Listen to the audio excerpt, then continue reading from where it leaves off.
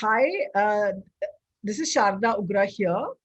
I'm going to be speaking today to Dr. Payoshini Mitra, who is a researcher, scholar, and an athletes' rights activist who was involved in the research of the Human Rights Watch report, which was published by the Human Rights Watch yesterday. That's Friday, December the 4th in Geneva. And it's a fairly controversial report because it questions the gender and sex testing laws of the World Athletics, the governing body of track and field in the world. Paushni, good morning first, very early in London, and explain to a lay audience where this report takes the debate about sex testing. Does it demand a new way that the sports world and that athletics looks at these regulations? Thank you, Sharda, for inviting me to this conversation. It's always lovely to speak to you. This has been a long journey for some of us, and the Human Rights Watch report is extremely essential because one of the most important thing it does is kind of shifts the focus from the top athletes like Caster Semenya to the other athletes who are also impacted by these regulations, who might not be in the podium, who you may not have heard of, but who are also impacted by these regulations. So we are not necessarily talking about those who are making it to the podium, like Caster Semenya at an international level, or in a national level, Duti Chand. But we are talking necessarily about a range of experiences that athletes had at different levels, how this regulation impacts athletes' right to privacy, their right to health, their right to their identity, to sort of their identity have been publicly questioned over and over again. And not everyone is well supported to deal with it the way Ms. Chand or Ms. Semenya dealt with it over a period of time. So there have been a lot of issues that was covered. It's a 127-page report. I can't just summarize it so quickly, but it talks about the experience of medical assessment. It talks about how information goes out, and the system kind of is like that it's very hard to keep these issues confidential. So stories come out and how people are humiliated, how their income sources, the loss of income basically after such things happen. And also we have the story of Annette Megasai in the very beginning of the report, where we see how an athlete was coerced to undergo a surgery without informed consent, and eventually she had to leave the circuit, and the extremely harmful impact of surgeries which are recommended by these regulations. So will a report like this drive change, or will it just further the divide that exists between people who say, look, we need these laws because it's only fair, and the other side that says, listen, a woman athlete's dignity and independence and health and privacy are as important, and you can't you can't shortchange one for the other. So how will this resolve this debate, and what is your response to these two sides that are being presented? I think I will quote Dorothy Schramm, who represented Caster Semenya at the Swiss Federal Tribunal last year. She said that in the race for justice, human rights must win over fairness. And I think it's an important idea that we need to talk about over and over again, because what you are talking about here is sporting interest and economic interest as opposed to human rights violation, which I am talking about, right? So it's understandable. The concern for fair play is understandable, but committing human rights crime, human rights violation in the process is not acceptable. And that would be my answer to what you are saying. The other thing I will quickly point out is the fact that often when they're talking about fairness, they're talking about some kind of science that apparently these regulations are based on. There are several researchers, experts, Roger Pilkey and Ross Tucker, they have worked on this paper, which talked about how these regulations are not, are based on flawed scientific foundation, and they also question the scientific integrity of these um, regulations. So the science that they are offering to you is not adequate, it's not sufficient. And medical commission people over and over again, including Aini Yongvist, the former chairperson of the IOC, accepted that this has been a history of ignorance as far as scientific data uh, which inform these regulations are concerned.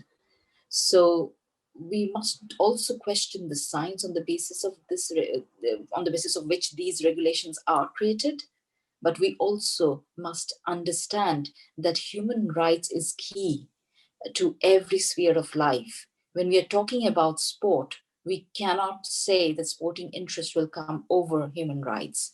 Every athlete is human, and they need to be treated as humans, even in the sports field. What has been World Athletics' response to the report, just from what you hear? And do you think that they've sort of reached a point of no return when it comes to these regulations? That for them to even dial it down will be impossible because it's become so much a question of their prestige and their science and everything else that's gone before it. Um, uh, what is the World Athletics' response? I think I would wait for them to make a formal press release. I did read a few bits and pieces yesterday in some newspapers, and I feel their response is very similar to any government when they respond to a human rights report. Um, it's kind of distracting people's attention to things which really don't make sense, and not really looking at the facts that the report is putting forward. Um, so that is, that is there. And when you're saying that if they are in a point of no return, if I had felt that way, I wouldn't have been able to work the way I did last 11 years. And I believe my colleagues, Katrina Karkazis, who co-wrote to this report with me, and of course, Kyle Knight of Human Rights Watch, um, I don't, I think all of us believe that there is always a chance, of, that things will change. And so I don't think they're in a point of no return. They have said that they have a human rights working group now. They're trying to do something around human rights issues within sport and address it. They have also said that earlier in a press release that they are not, as a private contractual body, they are not bound by human rights principles, but the same organization has now decided to have a human rights working group, so which was also sort of talked about in some press interviews that somebody from the World Athletics gave yesterday. So I believe that that is one good step they have already taken. So it's not a point of no return. It's never a point of no return. No activist will ever tell you that. Then what for are we doing all the work? The WADA's new anti-doping legislation, which sanctions that actually 2 tests for one can be permissible. That an athlete goes in thinking that they're going to be tested for dope, whereas they're also going to be tested for their testosterone level or whatever other levels that they're looking for. Uh, how disturbing is this, and what role can the IOC play in this whole situation? I think a very important question. Thank you for raising this, Sharda. So what happened is in 2021 for WADA code, it included a footnote saying that this doping, the data collected for doping could be used for other regulations. Um, and by the IFs, by the international federations. And I believe it's something that violates athletes' privacy, their right to privacy, their right to give consent. Uh, and the message, I think, even in the Human Rights Watch report, what we ask, in our recommendations from WADA, is that you have to sort of take that footnote back. You have to say that the data collected for anti-doping purposes, which is completely understandable in sport. We are not saying that anti-doping tests should stop. No, anti-doping tests should go on, but that footnote needs to be changed to say that anti-doping data, samples collected for anti-doping, should not be used for any other purposes. And that's something that we have recommended. And I believe the IOC should also, emphasize the need to do that if they really care for the athletes. What would you tell an athlete if this thing happened to them? As in, is there a redressal mechanism? Is there somewhere they can go? Is there somebody they can reach out to? How do you even respond if you are someone, say, racing in a small domestic event in a corner of the country, and you get told that, listen, you can't because this is wrong, or you have to have this test, or you have to take this medicine? What does an athlete do in a situation like this? This is a message for not only athletes who are directly impacted by DSG regulations, but athletes across sport, athletes across different events. Excuse me. And I think one important thing that athletes must know is they have the right to know what they are being asked to do. So you are not going to say yes to some kind of a test investigation just because you've been asked to do, and ask for everything in writing. Um, and that's what gives you strength.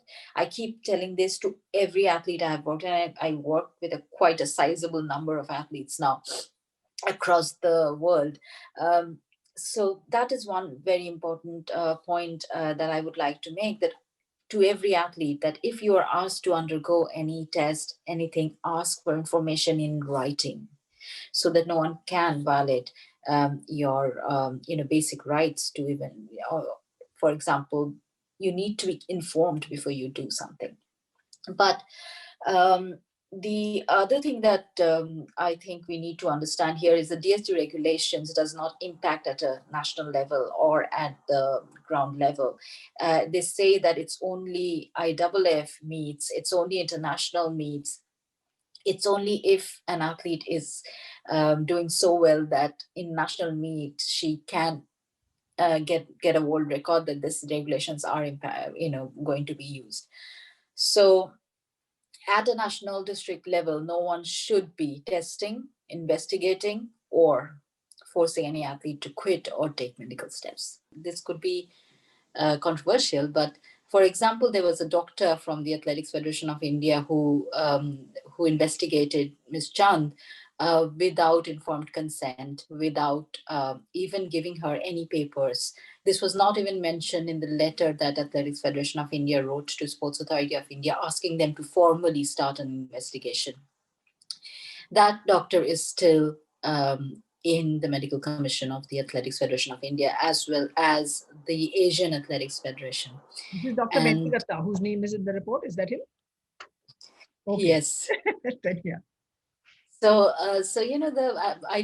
the World Athletics have not done anything to change or the situation, and neither have the Athletics Federation of India. So you have a doctor who doesn't care for informed consent, which was proved which was written about in Duti Chand's judgment given by Court of Arbitration for Sport. But he is still functioning. He's still there. So that tells us that there is a lot happening at the national level, at the ground level, which the World Athletics is not dealing with properly. And that leaves scope for further human rights violation, which happened in Ms. Chan's case and should not happen again with any other athlete. Thank you, Payoshini.